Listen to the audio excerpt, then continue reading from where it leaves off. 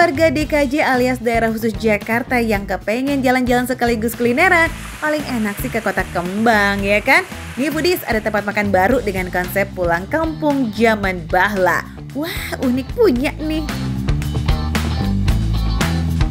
Wilujeng Sumping di Kota Bandung. Masih dalam edisi liburan, Tasya lagi ada di Dumuk Barreto. Sesuai dengan namanya foodies, Dumuk artinya duduk dan Barreto itu balik lagi ke zaman dulu. Jadi di sini ambience-nya tuh bener-bener kayak di zaman dulu. Lihat aja nih, ada padi yang digantung-gantungin. Nggak sabar, kira-kira kulinernya kayak apa ya di sini? Coba kita lihat ya. Nah, kalau makan di sini, kamu nggak usah dikasih buku menu, tapi langsung ambil sendiri lauk-lauknya. Dan ini yang serunya banget foodies, di sini definisi the real open kitchen. Emang ada banyak banget nih pilihan lauknya. Tapi menu yang bikin salfok tuh menu yang ada di dalam bambu ini nih foodies. Nama menunya adalah ayam bakar bambu khas Dumuk Barreto. Dan yang gak kalah bikin puspita alias pusing gitu ya. Pilihan tumisannya nih ada 19 jenis. Wadidaw.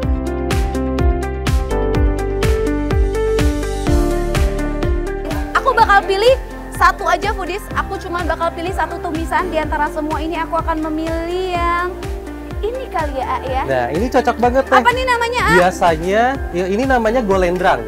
Biasanya disajikan setiap lebaran aja, tapi di Dumuk Barreto setiap hari hadir. Terlalu banyak menu yang dar-der-dor kayaknya ya foodies di sini. Nggak lengkap nih ngomong-ngomong kalau kita makan makanan Sunda kalau nggak pakai sayur lodeh dan jukut goreng yang lagi hits banget di Kota Bandung.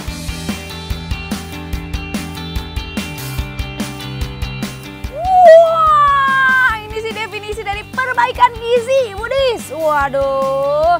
Jadi Tasya makannya nih kalau biasanya warung-warung Sundaan itu kan biasa dia pakainya saung gitu. Kalau ini namanya golodok ya. Jadi golodok tuh ya mirip-mirip kayak saung sih, tapi posisinya ada di depan rumah.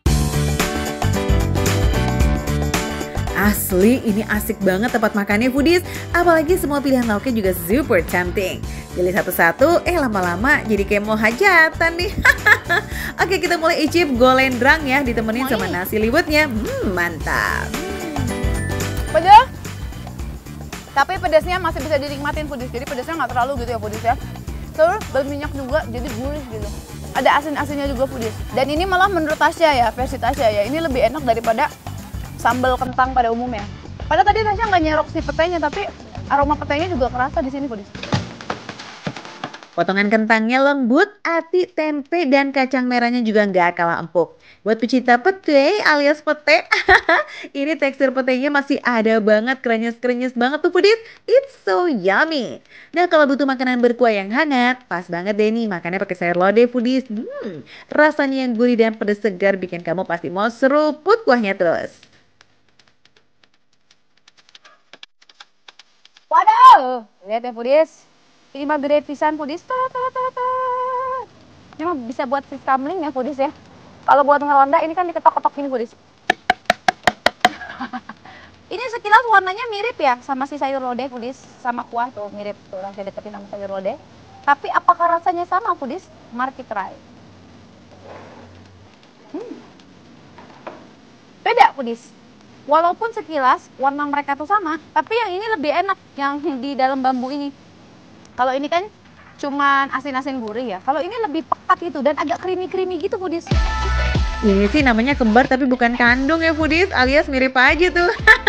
Di ayam bakar bambu ini penggunaan santannya memang lebih banyak foodies, makanya dari rasa juga lebih creamy. Plus masak menggunakan banyak rempah dan penggunaan bambu ini nih juga bikin kuahnya jadi makin sedap-sedap nikmat. Seperti yang terlihat, ayamnya gampang copot dari tulangnya foodies. Dan bumbunya juga ngeresep sampai ke dalam karena ukuran ayamnya kan nggak terlalu tebal ya foodies. Jadi sebenarnya si ayamnya tuh udah matang foodies. Tadi kalau Tasya lihat pada saat proses di dapur ya. Cuma nama dia diangetin lagi, dibakar pakai si bambu itu. Jadi ada rasa smoky-smokinya juga foodies. Tuh kan coklat. Padahal ayam yang dipakai tuh ayam kampung yang terkenal dagingnya lebih kenyal menuju alat gitu foodies. Tapi di sini lembutnya tiada dua.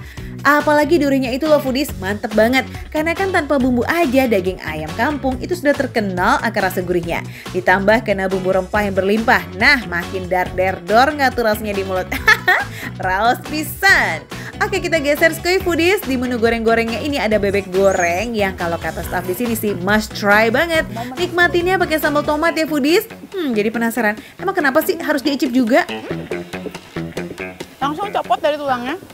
Aku tidak berekspektasi ketika aku gigit akan langsung gampang copot ya. Biasanya soalnya bebek agak lebih kenyal ya foodies dibandingkan dengan ayam. Kalau daging ayam itu lebih serat-serat gitu foodies. Kalau bebek dia teksturnya lebih berlemak gitu, lebih juicy. Jadi ibaratnya kalau daging dada ayam tuh ya, itu kan berserat-serat. Kalau bebek walaupun dadanya kayak paha ayam, jadi ada kayak lemak-lemaknya juicy gitu loh foodies. Jadi masih berminyak dan berlemak. Otomatis lebih gurih foodies ya. Gak cuma gurih ya foodies, tapi bebek goreng ini bebas bau amis. Yang kecium cuma bau rempah aja tuh karena bebeknya udah diungkep pakai bumbu kuning dulu. And that's why bumbunya berhasil masak banget sampai daging bagian terdalam. Selain sambal tomat, ada juga sambal hijau dan sambal dumuk yang tampilannya mirip banget sama sambal dabu-dabu gitu ya foodies. Eits, gimana? Mau makan lauk pakai sambal apapun? Ya oke sih, rasanya tetap Andelita Barbar. Tempat seasyik ini kayaknya sayang banget gak sih kalau makannya cuma sendirian? Wajib bawa warga sekampung nih biar bisa nostalgia and foto-foto bareng ya foodies. Foodies, buat kamu yang pengen cobain langsung aja datang ke Jalan Sukawangi nomor 1A Kota Bandung. Pasti makan receh, menu receh, tapi rasanya gak recehan.